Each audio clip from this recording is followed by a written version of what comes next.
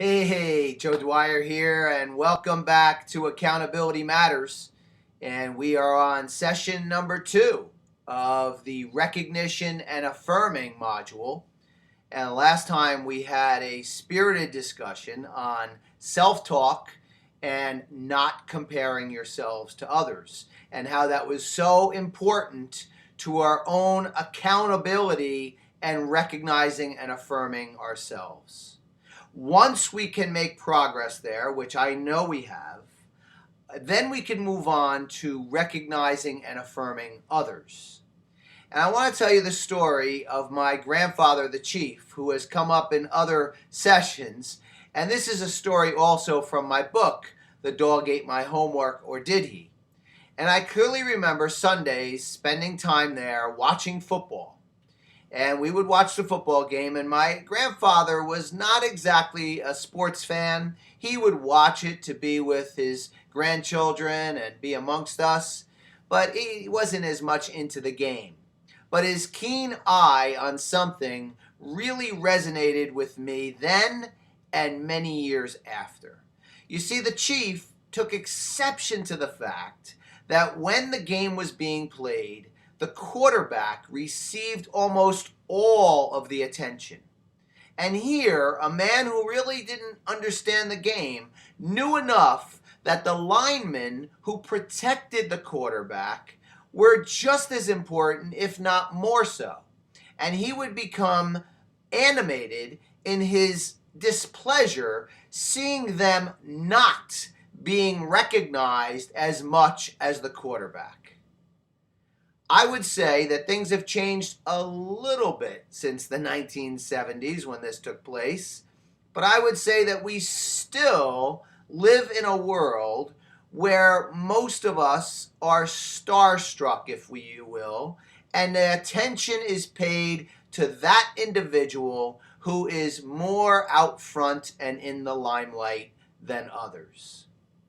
Well, this is truly not being accountable to our recognizing and affirming others for what they do. I can tell you that although I still work on this, and I feel it is something to continue to work on, and I will say that I clearly remember in my childhood being emphasized always by my parents that everyone deserved respect. Everyone. Now this sounds familiar, doesn't it? Because we live in a world today where there is such an attention paid to respecting others' beliefs and all about them so that everyone gets the same treatment of respect. Have we made progress in this area? I would like to say yes, but in some cases, I must say we have a long way to go. And nothing like starting with the basics, with the blocking and tackling, and yes, that calls back my grandfather's story. Blocking and tackling is known as a statement for going back to the basics, and that's what I believe all of us should do in this lesson on recognizing and affirming others.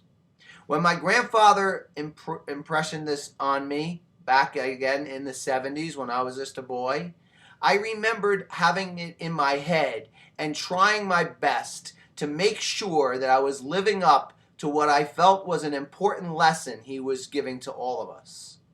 And when I got into my business life, I will tell you that I went great lengths to making sure that everyone got recognized for what they do. Now, did I spend the same amount of time with the workers as I did the department heads? No, I did not, because that was not practical in many respects given the time and responsibility I had. But I will tell you that I worked hard at knowing everyone's name. I worked hard at getting out to the locations, seeing every person, shaking their hand, talking to them, and really, truly, not in a phony way, recognizing and affirming them for who they are and what they did. Again, I have a ways to go on this. I could tell you that now I sub in the middle school and in the high school here in my town. I enjoy it. I truly do. But sometimes I walk away saying, I'm not really affirming these students like I should be.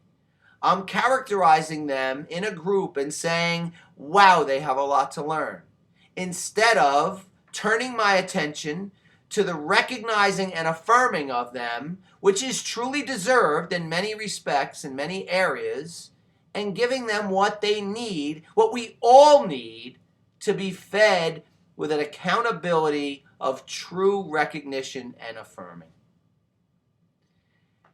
Of course, you know what's coming now. A dog story is coming now. And I'm going to talk about Daniel. For Daniel has met countless number of people. I can't even tell you the number of people that Daniel has met in his life. And he has been to Hollywood multiple times. He's been out to California. We were guests on a Rose Parade float back in 2013. It was an experience that I'll never forget.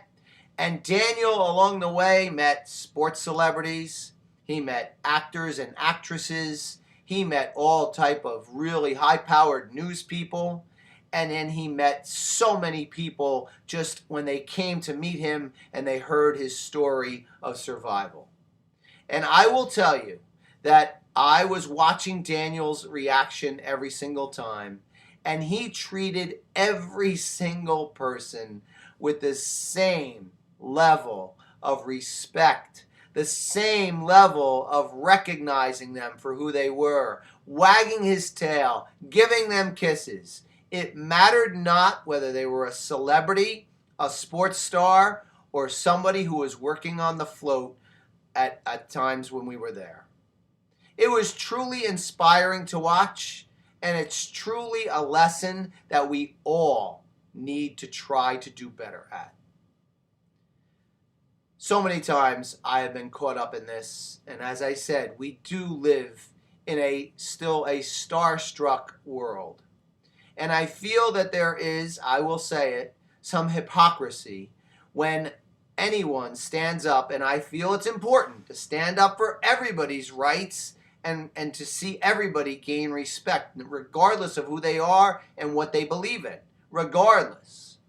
However, when that same individual spends their time starstruck and only recognizing and affirming those high-profile people, we are setting ourselves back. But we could easily turn this around. Easily turning it around by the basics. By heeding my grandfather's words to recognize and affirm everyone for who they are and what they do and their purpose. And then, of course, taking that into Daniel's example, which was so inspiring to watch. And you may have seen it. You can Google it to see some of his meeting and greeting of people. To really, truly being present and recognizing every person he meets. So with that, I want to say thank you for being attentive to this important session. Remember, almost all, if not all, of our times together started with what we need to do for ourselves and accountability to self. And once we can really make progress there, we can then ripple that out to the others that we meet. So this accountability action is to take the next day to 2 days and truly find yourself recognizing and affirming every person you come in contact with, offering some good wishes, even if it's the person in the store, even if it's the person that you see walking down the hall in your business that you don't know as well, in your school. Say hello, offer some good wishes, and heed the words of the chief and the actions of Daniel, and let's recognize and affirm everyone for who they are. Thank you so much. I have enjoyed this session as well, and I hope you have too. And I will see you for our third and final session on recognizing and affirming others. Take care. Have a great day.